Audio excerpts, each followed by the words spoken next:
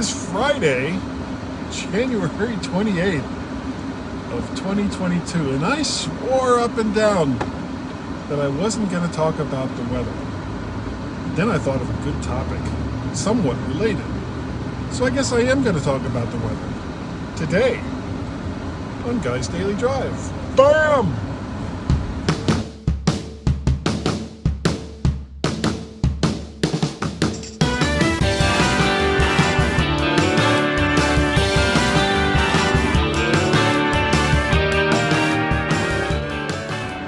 And hello everyone, and welcome to Guy's Daily Drive. Yeah, as I said, I wasn't going to talk about the weather because, frankly, I can't imagine too many people, especially if you don't live in the Northern Virginia, Maryland area. What the hell do you care what my weather is like?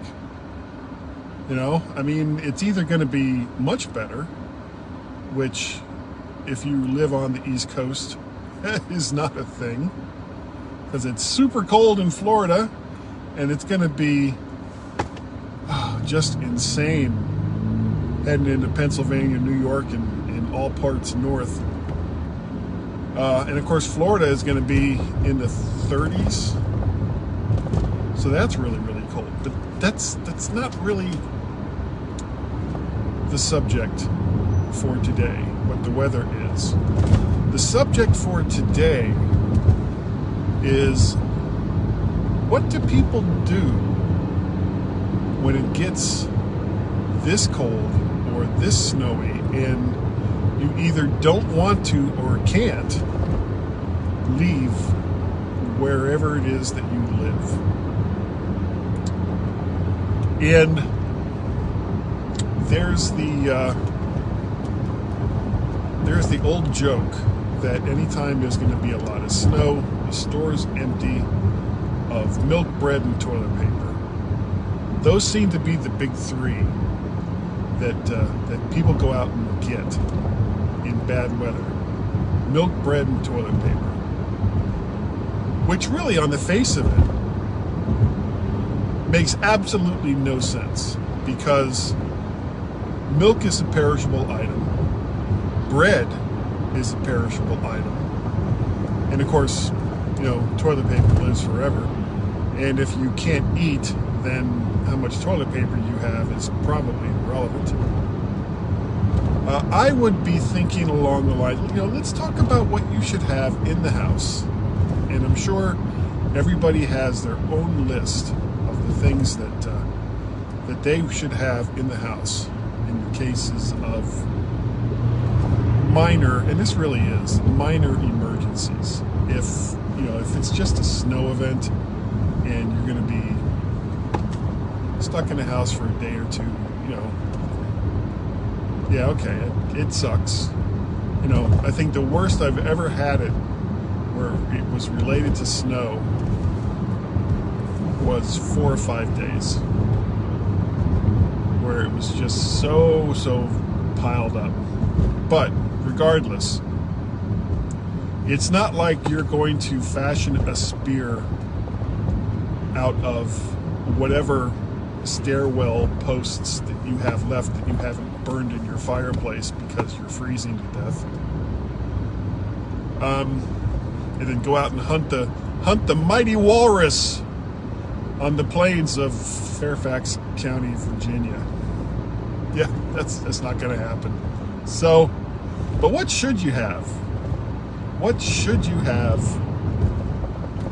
for emergency supplies in your house? Okay.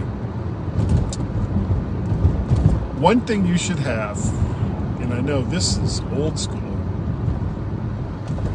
is I don't even know if they still call them this, a transistor radio. And what a transistor, and it should be battery operated transistor radio, not one that you have to have plugged into power, because you could lose power. So a transistor radio, so that you can check on news and weather and get information related to conditions in your area. The other thing that you should have are flashlights. not necessarily rechargeable flashlights, because the problem with rechargeable flashlights is once they are out of power, if you don't have power back in your house, you can't recharge them. So have a couple handheld flashlights, that take the C and D cells batteries, and at least one big flashlight that takes one of those big honking rectangular shaped, it's more square shaped, I guess. I don't even know what the voltage is on that, but it's a big battery, and those things pump out a lot of light, so you want one of those. You should have a lantern. If you have an oil-based lantern, okay, that can be dangerous in a house that doesn't have power. But a battery lantern battery-powered lantern probably wouldn't be a bad idea to have as well. So that you can just kind of see what's going on. You can actually light up a room. If you have a fireplace, as the winter comes up, you should check and make sure that the flue is clear and that the fireplace is capable of being used. And of course, you should have wood that you can burn in the fireplace. Now, I know a lot of people go ahead and they get like a gas or electric replacement that they put in the mantle of their fireplace. But those can run out of power. Those can run out of fuel. So what do you do then? Have a fireplace that you can use to burn wood in for heat. And really, if it comes down to it, may actually use it to cook food. Now, speaking of food, what kind of food should you have in the house? Well, you should have some basic staples, stuff that is easy to cook or doesn't require cooking at all, and will last a long time. So things like rice. Rice is a really good staple to have because it lasts for a really long time. Potatoes, which is also a carbohydrate, those will last for a certain amount of time. They'll last longer than, like, say, bread, probably. But you should have something that's easy to cook, is very filling, and is going to last a long time. So rice. Another good staple to have is peanut butter. Peanut butter has protein. Peanut butter also has some sugars, some carbohydrates that is useful when you're burning a lot of calories. As on top of that, you would want to have some other perishables like crackers. Ritz crackers. They're easy to get. They last a really long time. And they go really good with all that peanut butter that you may have. Something else to get would be probably a couple of empty 5-gallon plastic jugs that you can fill with water from a reliable source and have handy. You should also have some kind of battery backup for some of your basic electronics. Because almost nobody has aerials these days, even the digital ones. Most people don't have them. So if you're getting your internet and television signals from your cable company in one form or another, you might want to have a battery backup for your router that comes into the house for however long power lasts to the other outer devices that are there.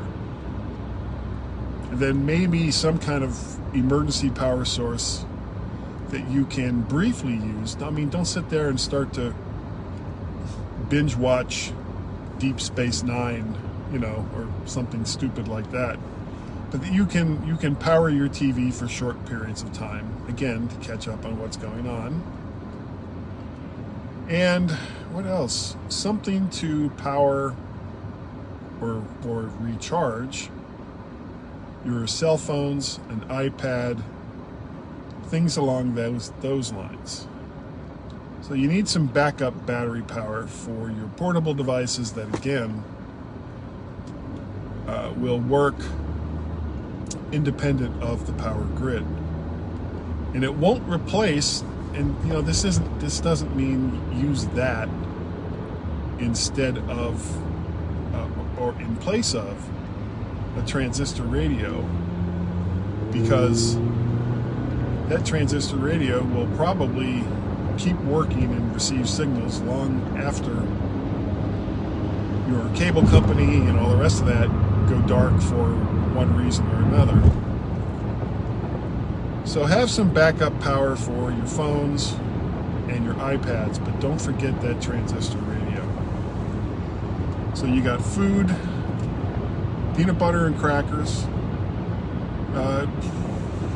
Get some other non-perishable items. Breakfast cereals are, good in a pinch. You can even eat them dry. Maybe some dry milk, like Carnation instant milk. You just add water to it. And is it going to be as good as real milk? Oh, hell no. It just won't. But you can use it in a pinch. Oatmeal is another good staple to have that's easily cooked. Just hot water, and the instant kind, because that requires less energy to create. So hot water and oatmeal. Those are the ingredients for a good breakfast. Not a bad idea to have some other, and as far as perishable goes, some fresh fruits and vegetables is not a bad idea, but they're not going to last much longer than 2 weeks, so plan accordingly. And of course, have bread and have toilet paper. But just don't rely on bread, milk, and toilet paper to be the staples that you have in the house in case of an emergency or an extended power outage or anything along those lines. And real quick, remember that if you do lose power, the first things that you should be eating are those items that are perishable, because they're not going to last.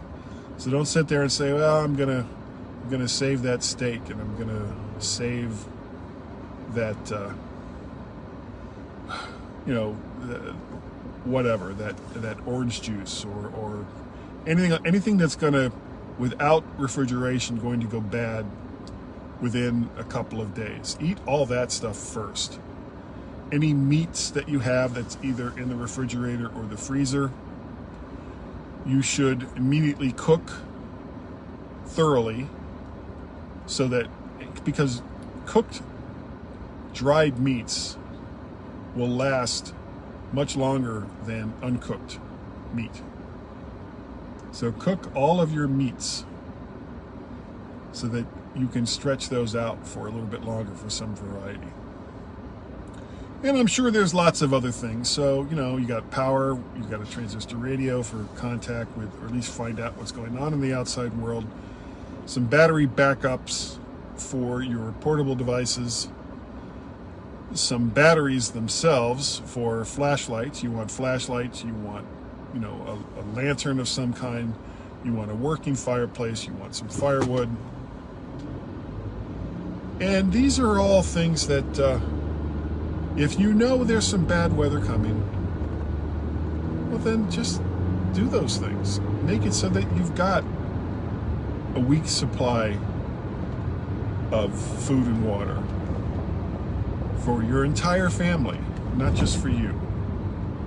And the bare minimum caloric intake should be in the neighborhood